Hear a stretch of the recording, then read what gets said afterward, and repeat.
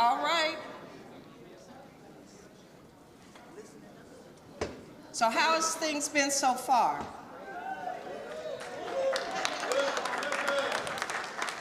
Have you enjoyed today? All right, great, great. So now we are so blessed to have with us today a very dear jewel that North Carolina has.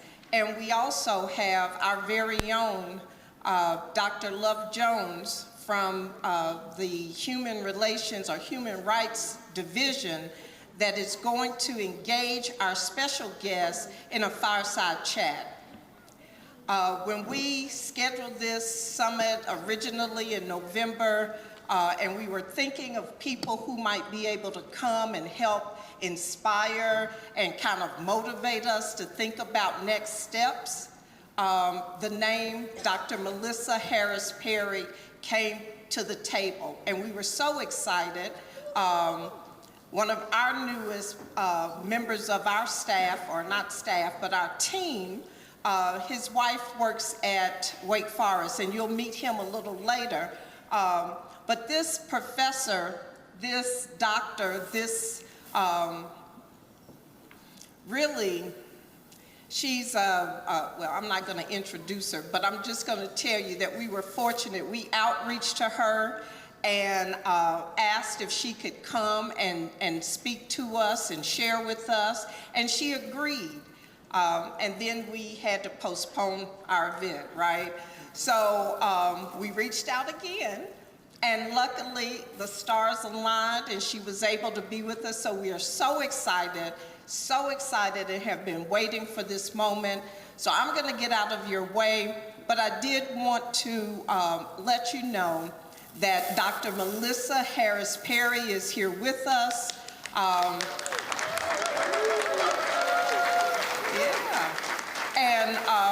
And she's asked for your input, so people have been utilizing the Mentimeter because she wants this to be interactive, and she wants to make sure that she speaks to you from perspective of what you want to hear, right? So again, our very own Dr. Love Jones will carry us through the rest of this day. But thank you so much for being here and for your attention to the conversation, and then they'll invite you into dialogue as well. Dr. Jones.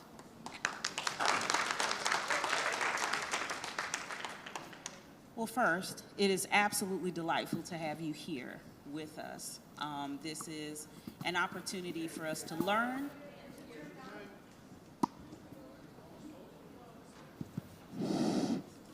Can everyone hear me now? Perfect. But it's delightful to have you with us. It really is. This is an opportunity to learn and to also provide some sort of foundation by this engaging Mentimeter that you issued earlier for people to really be able to share their perspective from the audience and have you respond. So even though this is presented as a dialogue between you and I, it's really more so a dialogue with the audience, and I think that that's what makes it most valuable. So I'm going to take the opportunity to just give an overview of Dr. Harris Perry's background, and then we're going to jump right in to the questions that she asked preemptively so that we can really engage and really start to unpack some things, okay? So, Melissa Harris Perry is the Maya Angelou Presidential Chair at Wake Forest University in the Department of Politics and International Affairs, the Department of Women, Gender, and Sexuality Studies, and the Program in Environment and Sustainability. Melissa is founder and president of the Anna Julia Cooper Center, an independent organization advancing justice through intersectional scholarship and action. Along with Dorian Warren, Melissa co-created and co-hosts System Check. She is currently serving as interim host of The Takeaway from WNYC Public Radio, which did conclude in 2023. Melissa is an award-winning author, sought-after public speaker, and accomplished media professional. From 2012 to 2016, she hosted the television show Melissa Harris Perry. Doesn't get any simpler than that, straight to the point, right? On weekend mornings on MSNBC, and was awarded the Hillman Prize for broadcast journalism. She has served as editor-at-large for Elle.com and for Zora. She continues to serve as contributing editor for The Nation. She is the author of the award-winning Barbershops, Bibles, and BET, Everyday Talk and Black Political Thought, and Sister Citizen, Shame, Stereotypes, and Black Women in America. Harris Perry received her BA degree in English from Wake Forest University and her PhD in political science from Duke University. She studied theology at Union Theological Seminary in New York. Harris Perry previously served on the faculty of the University of Chicago, Princeton University, and Tulane University. She serves on several boards and award committees and is a trustee of the Century Foundation, the Next 100, and the Markup. Professor Harris Perry has been awarded honorary degrees from many universities, including Medville Lombard Theological School, Winston-Salem State University, Eckerd College, New York University, and Ithaca College. Once again, please give it up for Dr. Melissa Harris Perry.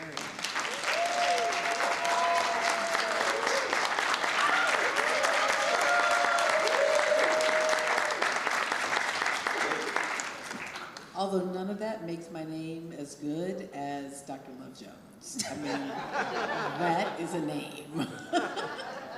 Well, as I always say, I have to thank my mother and my husband for that. They sandwiched me right into this name.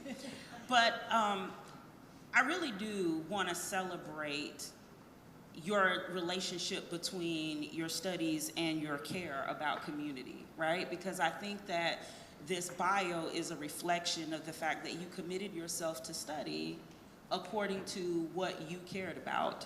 And that is very clearly people and the intersection of policy and how that shapes human experience. And so I want to say thank you for committing yourself to the study of what mattered to you from your heart.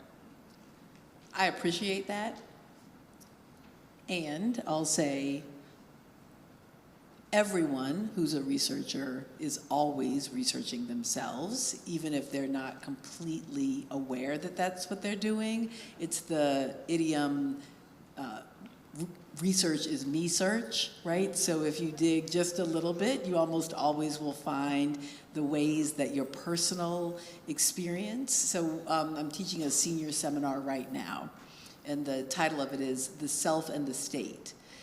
And one of the lessons that I begin with my students is your personal experience is a wonderful and perhaps the only place to generate hypotheses, right? How else could we even begin to imagine what the world is except from our experience of bumping into the world, right? But it is a lousy place to test hypotheses, right? So our standpoint, our position, our experiences, our worldview is how we come to wonder. It's how we come to be curious. It's how we come to imagine what might be happening in human relationships. But it is so critical that as we actually try to test those questions, that we move beyond our own standpoint, right? That should be the exciting part of whether it's research, whether it is community activism, whether it is leadership, whether it is something I think many of us crave, which is not to lead something, but to have something worthy of following. So in any of those circumstances, right, we have to go beyond ourselves.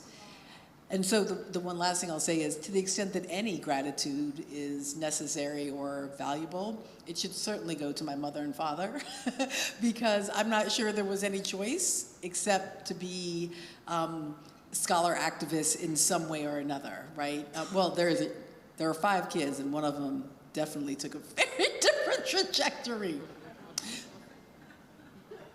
But all the girl children um, all the sisters, despite taking very, very different professional paths, we really were raised by these extraordinary Black folk who, you know, certainly expected us to get A's, certainly expected us to, you know, be presentable, reasonable people, but the only thing that you got really praised for was service, right? I mean, you know, getting an A was kind of like brushing your teeth. Like, it was an expectation. Like, of course, we're like, what else are you doing with your life but accomplishing academically, right? You weren't getting any prizes for that. But the thing that you would get praised for, the thing that they made clear every day, all day, was that the thing we were being raised for was to serve. I'm married to a man who is very similarly raised, and we complain bitterly all the time now that we are in the 2020s, how poorly we were raised, because clearly that was not being raised to win. Because we were raised to serve, we were not raised to win. So it's kind of a joke about how terrible our parents were, because they taught us to tell the truth and be of service to others, and sometimes to give your last dollar to help other people, right? So it's kind of our joke, is like our parents sucked, because like morally and ethically they are at the apex. But as we watch a world that keeps rewarding those for whom the values are precisely the opposite, right? We keep wondering, are we doing our children a favor by raising them to care about service, honesty, community? I'm a Girl Scout leader. I'm probably ruining all their lives. Well, no, you bring up an interesting point. You really answered the question that I had, which is, do you believe that even the approach to parenting has evolved as a result of what gets rewarded in 2026, as opposed to the time that you or I may have been reared in? Look,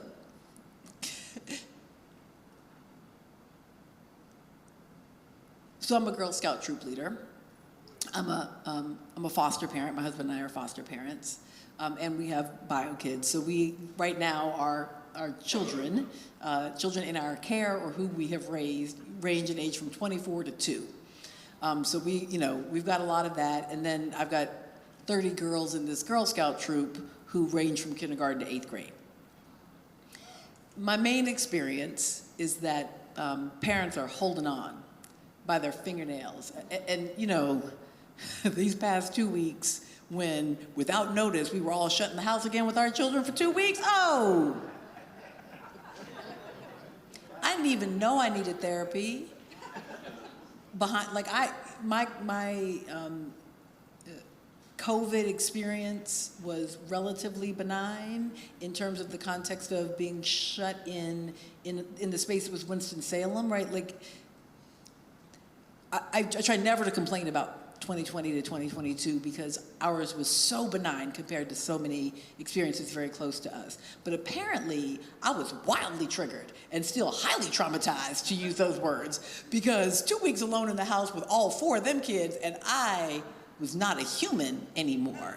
And I really felt that with my parents in my Girl Scout troop. Like, yes, I think there are some differences, but I also think they're parenting in wildly different circumstances and with very, very little collective and community and system support, and that most things that are presumably put into place to support are actually pretty invasive and judgmental, as opposed to the kind of genuinely community supportive, which were not always adequate, but were somewhat more genuine. My parents, I mean, as much as I said all those wonderful things about them, I don't know where they were for most of the 80s. And that's because I'm the youngest of 5 kids, you know, from the 70s and 80s. And so I can tell you where all my siblings were. I mean, I guess I know where my parents were. They were at work. But there was no, like, my mom didn't know my Girl Scout troop leader's name. she, you know, on Tuesday, she dropped me off at Girl Scouts. She didn't come to Girl Scouts. Meanwhile, I know every one of my mothers and fathers, and, right? Because the expectation of monitoring your children at all. Imagine that my mom had to take me to my friend's house to play. I guess I would have never played, right? We just like, because she didn't have time for that, so we just like wandered outside and we're in the streets, right? And so the expectations of parenting, and I will also say, for all the fear that there was, and I remember distinctly the fear from the Atlanta child murders and how it did lead my mom to, like, there was a level of calling that we had to do during the Atlanta child murders that were very different than at other times of our childhood. But she didn't have to worry, like if I was in the house and the door was closed and locked, then I guess the most dangerous thing would have been if maybe I turned the stove on and lit something on fire or something like that. But she didn't have to worry that I was connecting with pedophiles on the internet. She didn't have to worry that, that my, if there was bullying happened, and we knew that once I got in the house and closed the door, the bullies couldn't reach me, right? As opposed to the main place where the bullies can reach you is once you're in your house with the door locked, right? So yeah, I see dramatic differences in how parents parent and what they reward, but they're also in such a massively different structural space than what my parents faced. They faced real challenges, but not these challenges. Well, you emphasized community, and the fact that some of what we do differently is because there are multiple and competing definitions of it, right? What we call a thing when we say parenting, what we call a thing when we say community, and how we imagine that. So you were diligent in presenting some questions to the audience early on, and one of those initial questions was, what does beloved community mean? And I think that asking that particular question, what does it mean, really speaks to how we start to define all of the other things that we do. You know, if the simplistic nature of the word community has multiple meanings, then so will parenting, so will work, so will justice, all of these different things. So to that end, that question yielded a host of responses. And with Mentimeter, it turns itself into a graphic. And even in the time that we initially saw this data, it's changed a little, because that's the beauty of data in real time. And you see understanding, unity, and hope as the primary elements that make community indeed beloved. What are your thoughts about what you see there? So these are beautiful words. I mentioned that I was raised in the 1970s and 80s in Virginia with an odd family, and so I was raised in the Thomas Jefferson congregation of the Unitarian Universalist tradition, which all the words I just said. And this feels like a Unitarian Universalist, or here in Greensboro, perhaps I would mention a Friends meeting, right? This feels like a very Quaker understanding of beloved community. It's also sort of like maybe even a Girl Scout sort of version of it. What I don't see,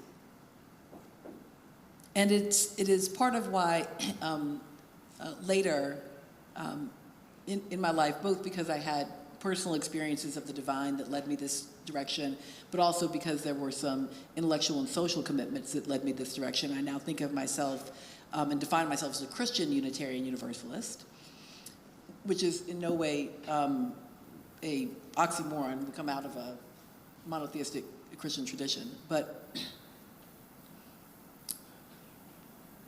one of the things that at least the very best of the Christian tradition understands is sacrifice.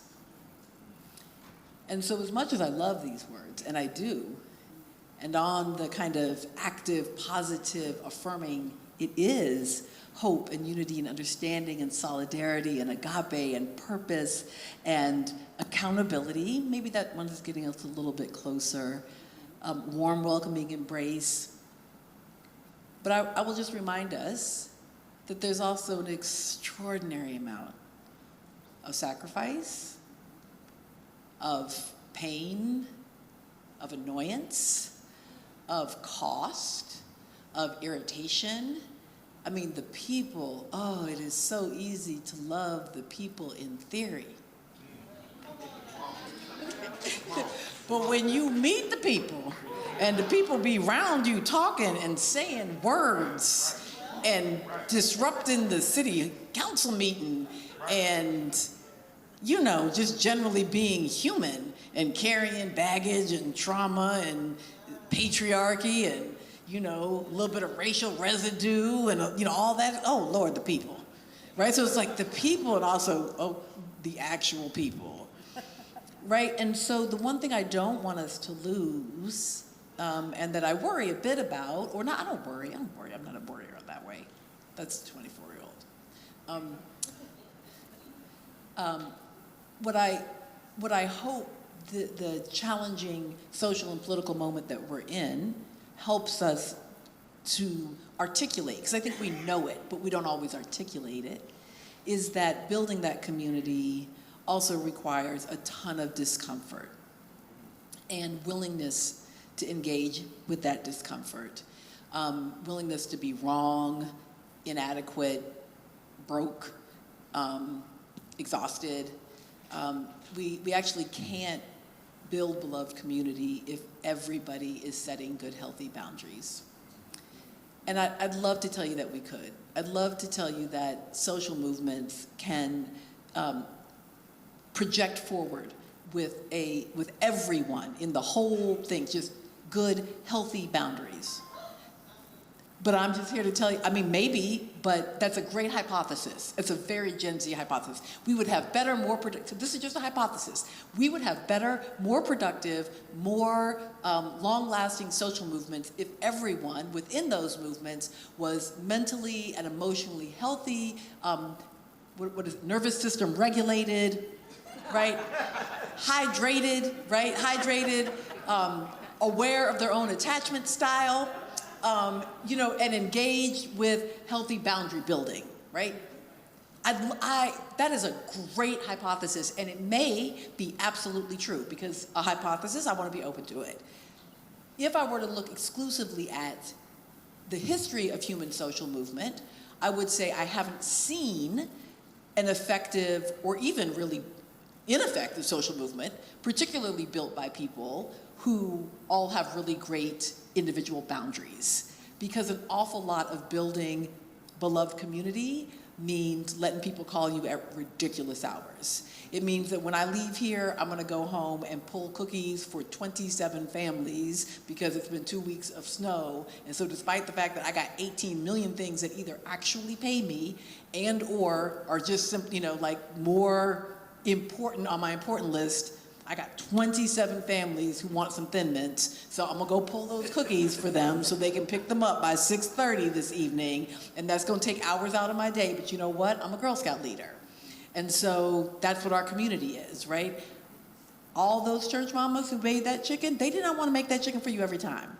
They really didn't. They had other things to do. They often had more important and or something that could have paid them. But you know what they did? They fried that chicken for you because the church needed to eat on Sunday afternoon.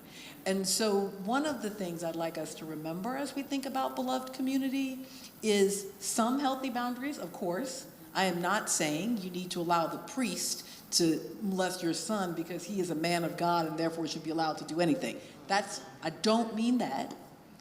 But I do mean that discomfort, irritation, crossing over some of the things that just make sense is actually part of democracy. And so when you say sacrifice, it also means sacrificing your individual definition of community, right? Because the thing that you've conceptualized as being for others, it's until that person is the recipient and they agree with you that that's what it means to be for them. Would you say that's fair? So my now 11-year-old, when she was about 2, her favorite thing was to help. And so sometimes she would like come at you with some scissors and say, help you? And you're like, in fact, no, do not, in fact, help me. Thanks, I'm good, right? Whenever I think about myself, for example, as a foster parent, I can sometimes visualize my foster parent self as that 2-year-old coming at you with some scissors, talking about, help you, right? Because we think we are doing a thing. We are helping. We are here to assist you. Here is this thing. Also, my parents, who are now in their 80s, have decided that the way to help you is to give us all their old stuff.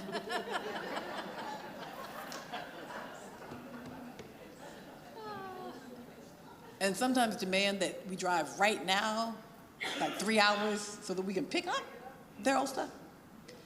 It is nothing but a blessing that my parents are alive on this planet in their right minds and able to call me and tell me to drive 3 hours to come get their old stuff. But it is not helpful.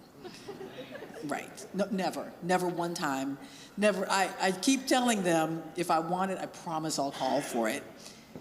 But I want to just be clear that that's often what we're doing as well when we think we're engaging a community to help you, right? We're bringing you something that you actually, no, I'm good. I don't need that. I don't need the 2-year-old with scissors. I actually don't need foster mama's diagnostic opinion because you're actually a political scientist, so unless you're calling me to tell me about my child's voting patterns, don't need your help.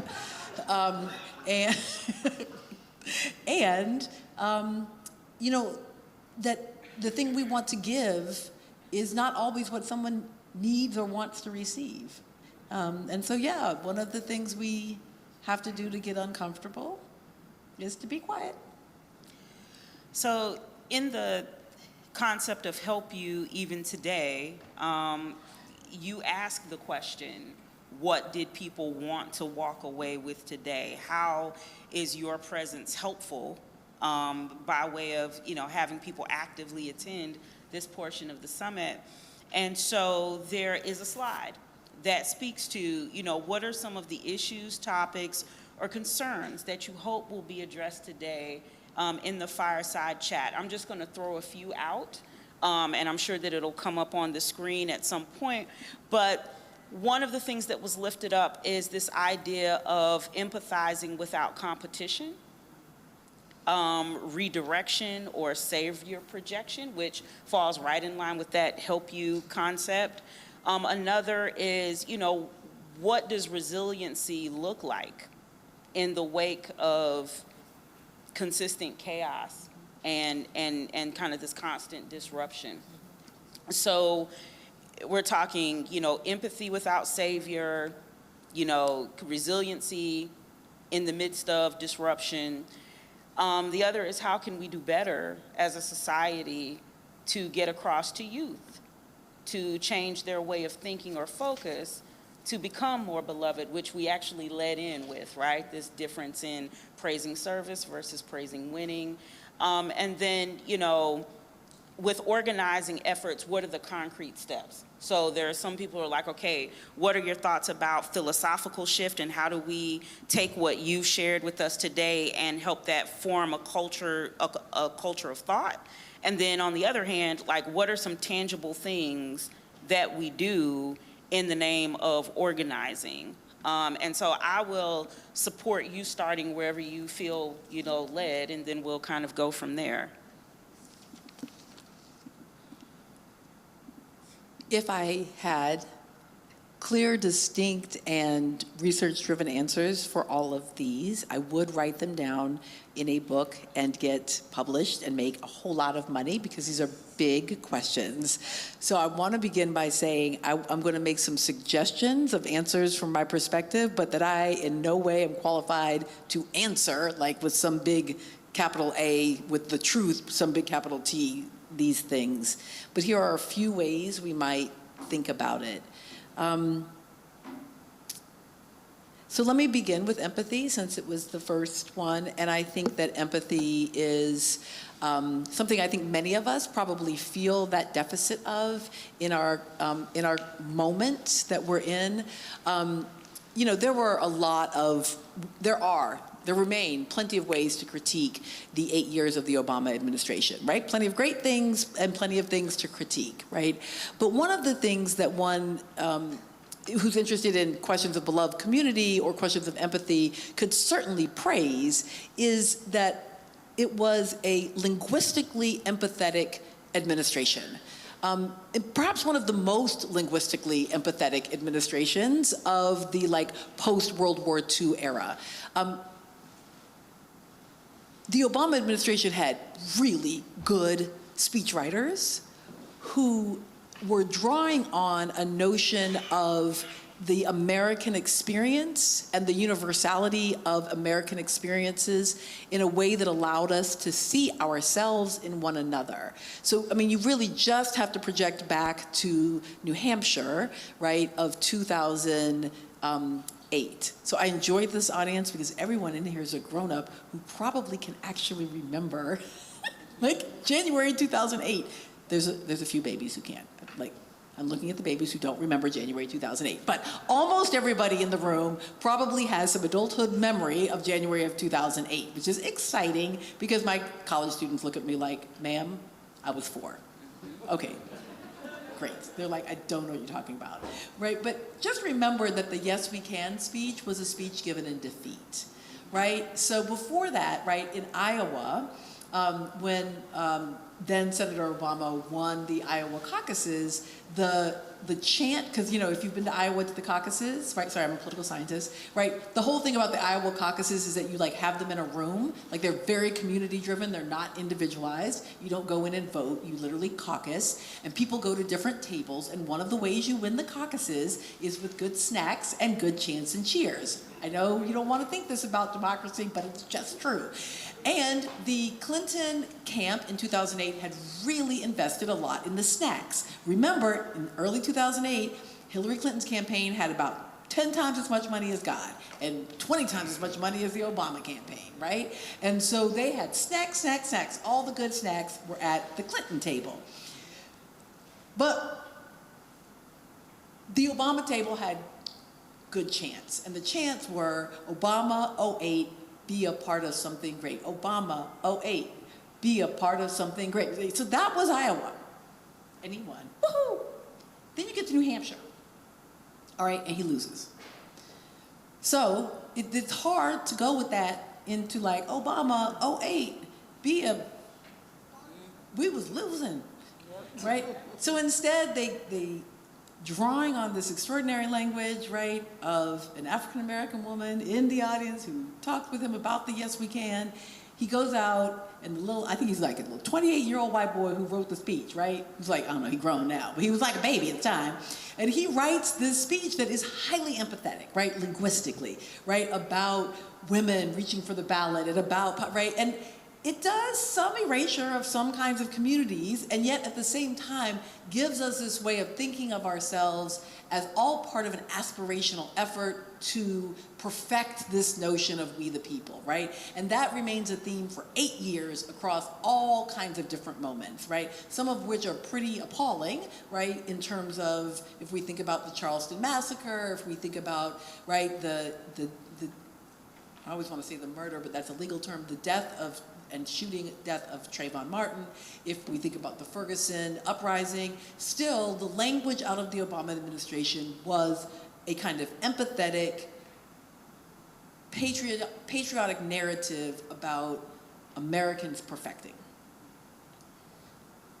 So one of the things I will say about empathy is that it helps a lot to speak and act and behave in aspirationally empathetic ways, even if you're not completely there emotionally. So the group of people who brought President Obama into office were not all together politically. I can remember when Colin Powell endorsed him, and I was like, I wonder which one of us is wrong. That's okay, cool.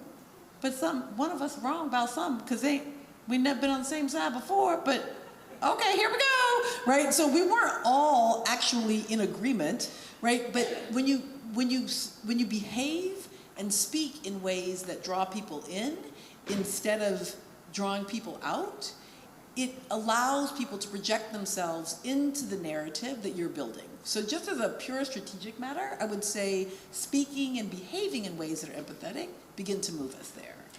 So you said something really rich, though. You said it allows people to project themselves into the narrative. So it's about this relationship, I take it, between empathy and agency. It's not the swoop-in savior because you can't do anything for yourself, because you can't speak for yourself, because you can't represent yourself, but I am empathetic to the level of difficulty there, but it does not mean that it is without the option of doing it for yourself, the ability to assert yourself. Yeah, for me, I'll just put it down where the goats can get it.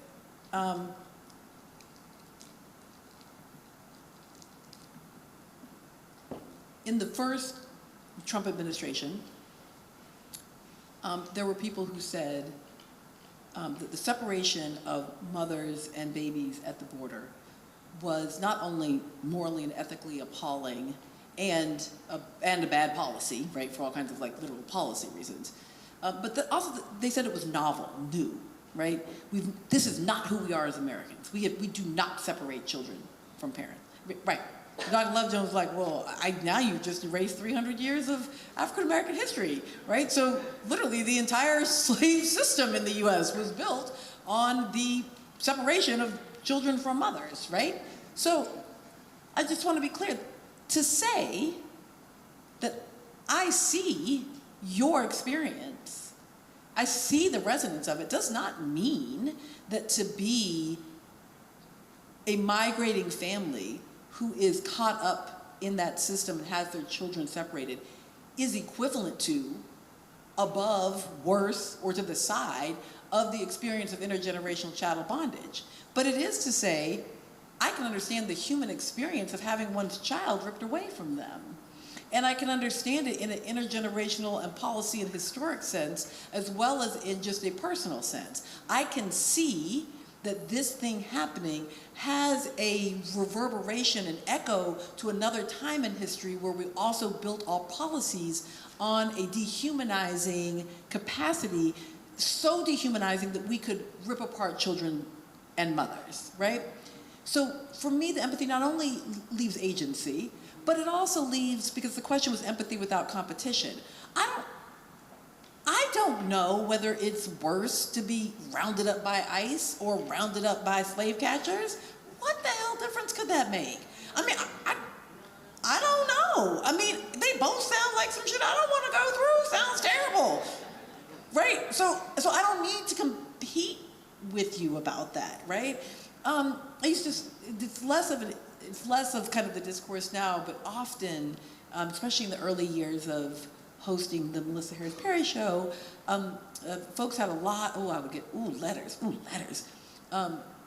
Stop comparing the experiences of gay people to the experiences of black people as though those are two separate groups. They are not two separate groups.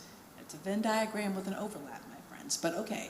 But stop comparing black people to gay people, because gay people, because presumably they're all white in this letter writer's mind, they can just, they can pass, basically.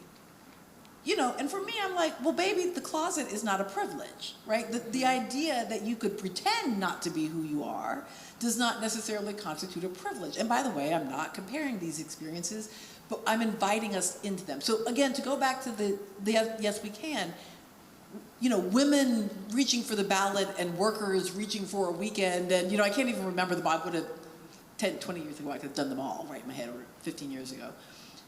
They weren't all equivalent experiences, but they represent a kind of baseline human understanding of the self and the state that allows, right, for us to see each other. Now, to be clear, it also, on a matter of agency, allows a whole lot of people to say, not me. I'm not in that. And we are living now, we are reaping what it meant to build some empathetic attachment, to retell an American story from all of those marginalized perspectives. And so part of what you will reap when you do that, right? Everyone is not coming. Not everyone is going to agree or soften their heart or come along on this ride. So there's also a group who, in writing themselves out of it, right? So it allows people to see themselves in it. It also allows people to see themselves out of it. And they will also want to reestablish other narratives of the American story.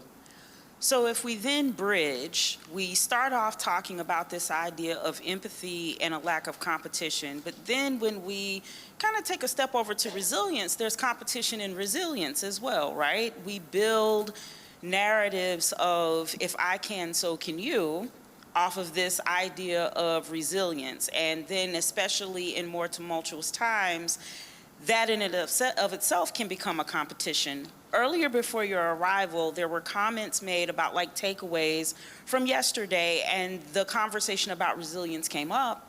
And one of the thoughts offered is, but do I want to be branded as resilient? Do I want to have to continue to work through? Or is it that I want to engage in struggle reduction so that then resilience is not the peak characteristic of order for a people, or, you know, what have you? So if you would Strong. right. So strong. So if we could unpack that. Hold this too. Right. How about that too? And that. You so And strong. that, yes. Yeah. On one finger, yes. Right. Blindfolded. And so I ain't gonna help. Oh, that too. Carry that too, because you're so strong. Yes, right. Uh-huh. So can you talk a little bit about like the idea of resilience in these times and how we understand that, or, you know, different ways to understand it? I mean, all day, right? I mean, yes, we could talk about that all day. Maybe if I could, let me try to, in one, so I'm not just wandering.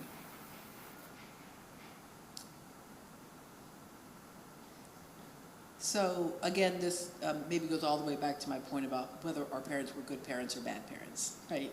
To teach us these like big moral and ethical.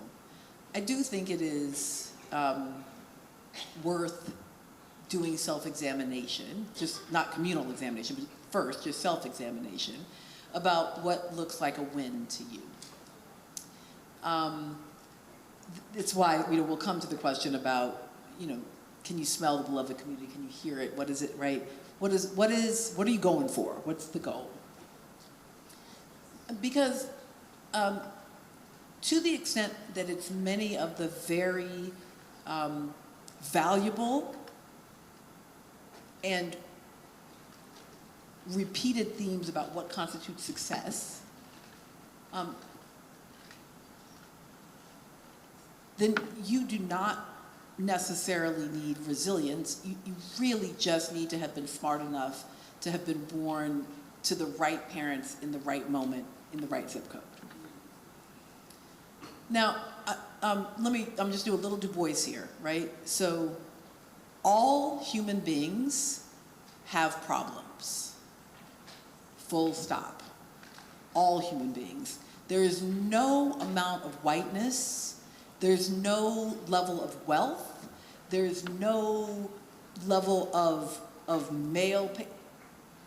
Steve Jobs died young.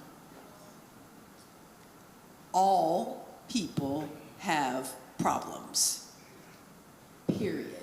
And so even if you are in some kind of presumed power structure, you cannot wipe away the humanity of those who have more privilege and power and presume that they are without problems, because that just is not true.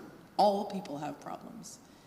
But what Du Bois talked about was the experience of being Black in America, the double consciousness, right? He talked about it as the experience of having someone, right, constantly flutter about this question, afraid to ask it, and the question is, how does it feel to be a problem? Right? All people have problems, and as a result, human resilience is important, because no matter what your structural circumstances, you are going to encounter challenging things in your life. And so having some ability to recover from those challenging circumstances matters. And we know a lot from neuroscience that, apparently if you have good attachment relationships with your early caregivers, this will actually help make you resilient to all the things that you are going to encounter as a human being on the planet, full stop. But then we have this other category of humans, and these humans are people who don't just have problems, because remember, they all have problems too, like all humans, but they are also defined by community, by state, and by policy as a problem. So if you are a transgender person whose outward manifestation of gender identity does not match your birth certificate or your driver's license, you don't just have a problem, you are a problem, right? If you are Black and you are staying on your side of town, you might just have problems. But if you are Black and you move onto my side of town, now you are a problem. If you are a woman and you are pregnant and you are healthy and married married to a man and financially well off and excited to be pregnant, then you might have problems in your pregnancy because that's life. But if you are pregnant and you do not want to be pregnant and you are seeking to terminate your pregnancy, you don't just have a problem, you are a problem, right? So that's really the thing I want to distinguish is that, yes, for resiliency, for having problems. And of course, in human community, we want to build resiliency for that. But building resiliency to having problems is not the same as reducing, right, those structures or changing them so that some bodies, some human experiences actually are problems. That is the social and political work, right? So the like personal, collective, community, family, nurturing caregiver work, that's the resilience work of having problems. The political, social organizing work is the work of managing the state, observing some people as being problems. Thank you for making that distinction. Yeah, let's give the.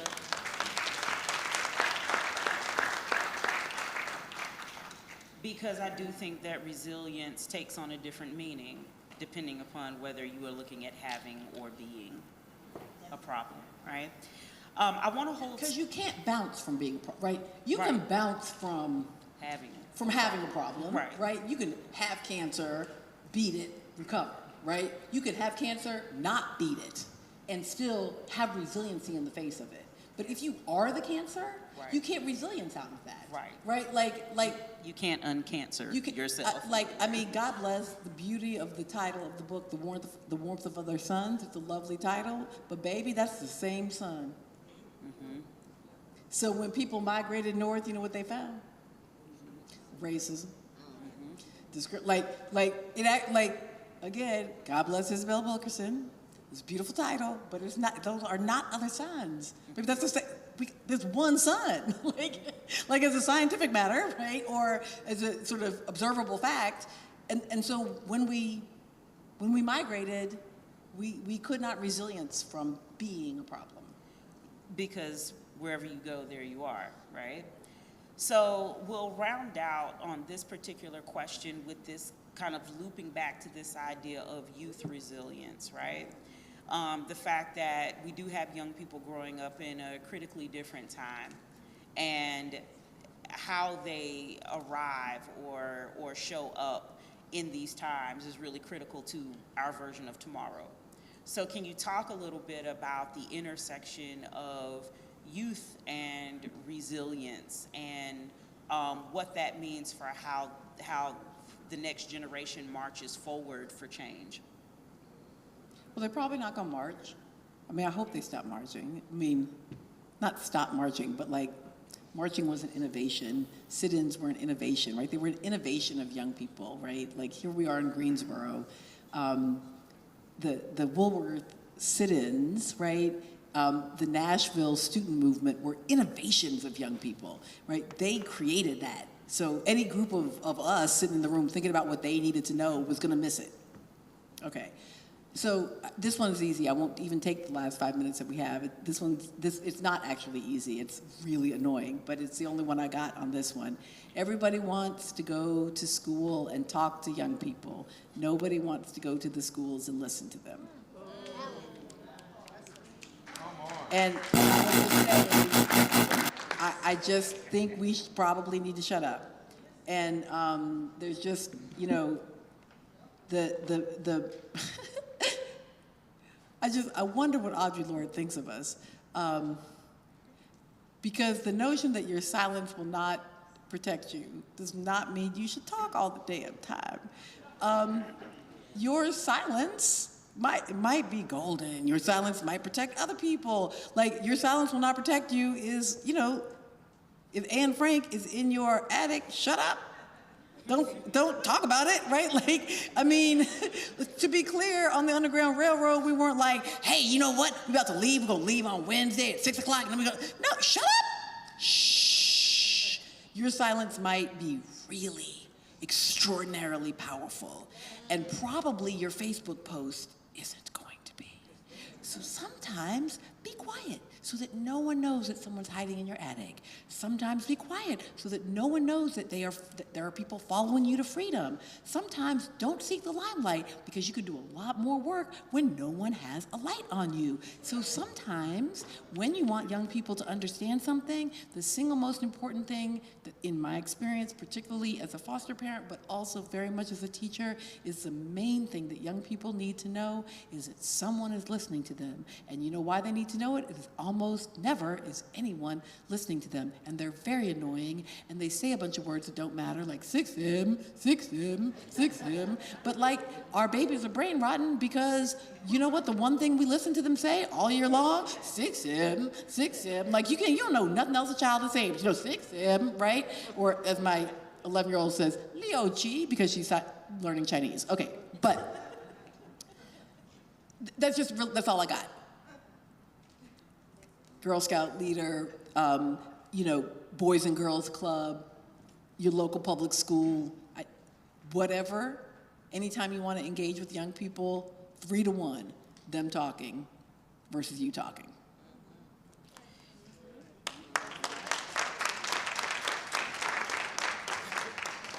As we start to wind down, I'm gonna be a little comprehensive with the questions you asked that were rating, like, the health of a thing. Most of the ratings were low, with the exception of trusting in people. That at least was moderate. So you've got systems that are not trusted, kind of down, that whether it's the economy, you know, healthcare, whatever you call it, those systems are not trusted. But humanity, there is a little more faith in humanity. And then when the question rounds out about, you know, what is the look, sound, smell, and taste of the beloved community that you imagine, it kind of backs this notion up of trusting in people. It says, feels like loving and supportive family. So starting at a very close proximity, a nucleus of safety of sort. And then the responses range to things like freedom, hope, success, those kind of philosophical ideas. Then some people are super concrete and they say, you know what, it looks like Bad Bunny, because that's exactly what's up there. But then it's also about this feeling of a spring day, laughter of little kids who are diverse, white chocolate that melts in your mouth, feels like a soft cashmere sweater. And so if you compare these responses to the ones about what we have faith in, it parallels a little, because it's the intimate things that people believe in more than they do those systems that are afar off. And so what is your sort of comprehensive takeaway for how people are imagining a beloved community up against what they really have faith in today? Let me just say, I don't know whose tastes like a cinnamon bun is, but I'm taking that one. Because yes, it does. Tastes like a cinnamon bun, yes.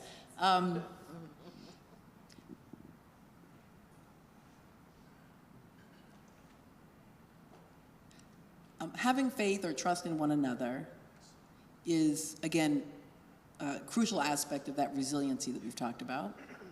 But if we are going to create that reduction of barriers and that reshaping of the lived experience so that some people aren't actually problems, I mean, obviously there's lots of, let me pause one more second. I don't have the answers. Let me tell you the other humility moment that I like to stay in. All my ancestors, in a collective and personal sense, were badasses who are much better than me. Ida B. Wells, much braver than me. Anna Julia Cooper, much smarter than me. Harriet Tubman, we come from people who just are more. And those people, although I do not believe that you are your ancestors' wildest dreams, to be clear, I know the HBCU students love to wear that shirt, I'm for that, but their wildest dream was freedom for themselves. Their wildest dream, right, was, right, but you a good second, third, interesting dream.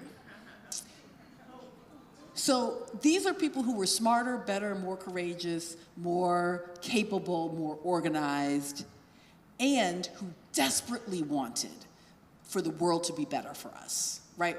Genuinely, at their core, wanted it.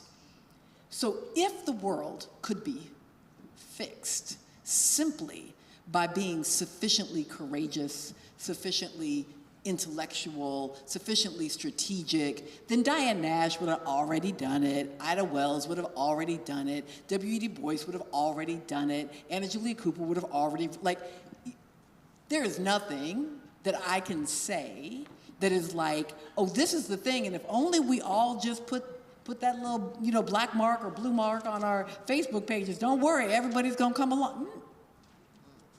No, you're in the matrix, here we are, you took that pill, I can't remember what's red or blue, but there's gonna be some struggle, there's gonna be some pain, there's gonna be some people who deeply disagree, there's gonna be some people just about chaos, so let me just be clear, I'm not providing a solution. Because if that could be provided, and it was just a blueprint, and if we just followed it, then they would have already done it. That doesn't mean we give up. It means we carry the baton and we pass the baton. You actually don't even have a choice about passing the baton because you have to die. And so somebody else will have to do it, even if they're dumber than you. So, because that's just human. We just only live so long, then we dead, and then now we, who were not the wildest dream, just have to carry on, so here we go. All right?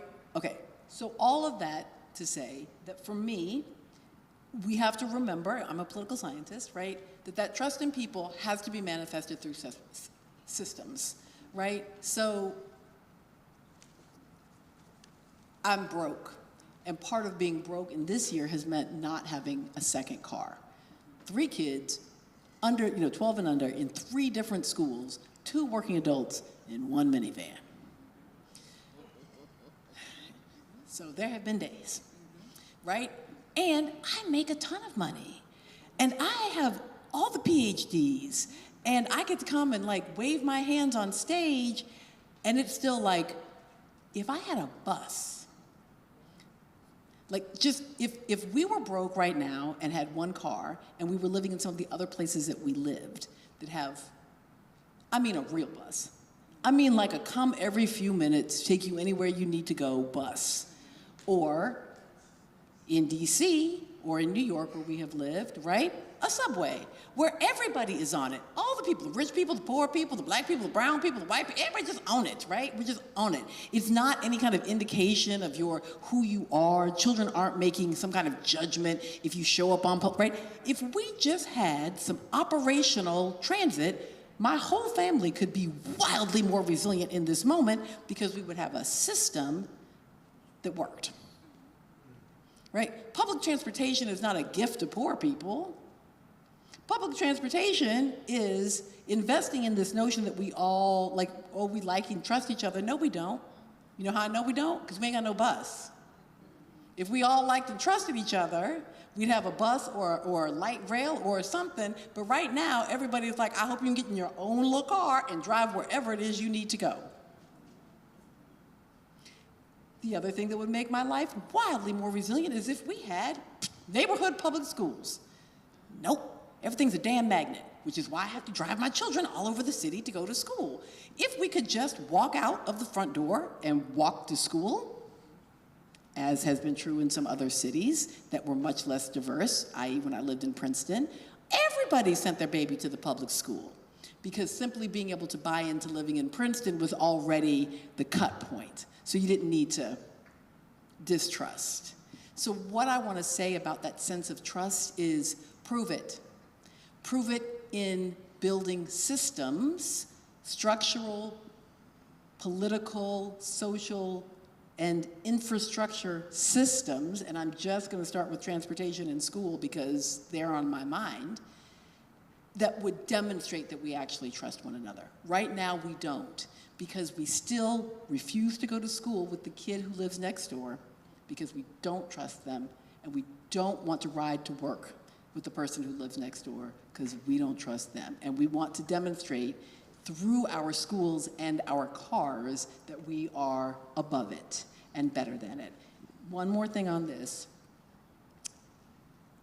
Beloved community, for me, smells like coconut oil and hair grease. It sounds like double Dutch ropes smacking on the ground and little black girl chants in those ropes. Now it tastes like a cinnamon bun. I also like that it tasted like collard greens, but I don't think my beloved community can. Like, I like a good collard green, but I think I'm a little sweet too, so I think it's got to be a cinnamon bun for me. But I appreciate the collards. And it's funny because what it smells like, and this has changed over time, but what it smells like is that the disinfectant that they use on Bourbon Street in the morning. So, people are like having a good time at night, and then in the morning they come and they street clean, and it's got this very particular smell that whenever I smell it, I know I'm home in New Orleans, right? That smell. So I want you all to do that. I want you to really, not just freedom, joy, niceness, I want you to see if you can figure out what the embodied experience of beloved community should feel like for you. I take Dr. King seriously as a prophet. So when he says that he went to the mountaintop and he looked over and he saw the promised land, I take that to be not a metaphor. I take it to be that on the night before he was assassinated, that he had an experience of the divine where he was allowed to see into the promised land. Part of the reason that I take him at his word at this is because he did not tell us what it looked like. Typically, when people have those experiences of the divine, even someone with the words and the language that Dr. King had for us, had he been allowed in the experience, right, to tell us, he'd have told us what it looked like, right? He told us all kinds of stuff, right, about, little black girls and little white girls, holding hands in all these places, right? He told us about all of Stone Mountain of Georgia, but all he said to us was, I saw it. But he did not tell us what he saw, or what he smelled, or what he tasted, or what he heard. And then he was gone from us. And so I presume that our divine work, right, as beloved community, remains to fill out that vision. So I take him at his word that he saw it. I take him at the experience that he could not share it. And therefore, I assume that that passing of the baton is that it is, in fact, our job to fill in that lived experience of what the beloved community will be. Let's appreciate Dr. Melissa Harris-Perry.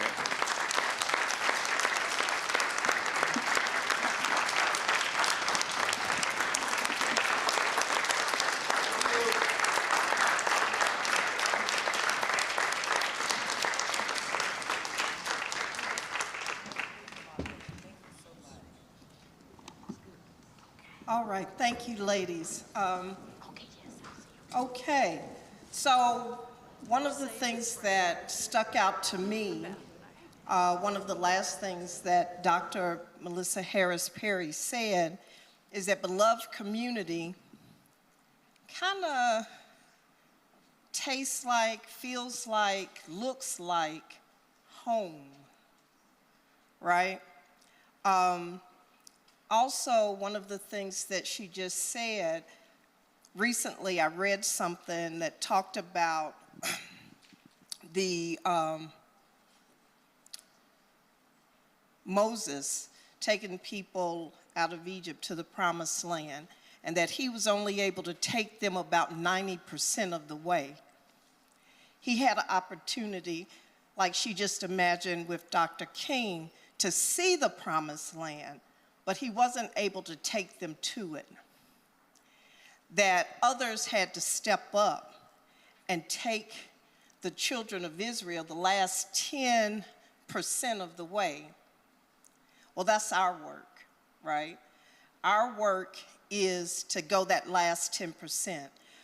So what we want to do now, I'm going to bring Halima up, and she's going to lead us through our second, I think she said this yesterday, caucus. So we would like for people to get back into your caucus groups. Do you remember what they were? All right, so we had over here, right there, about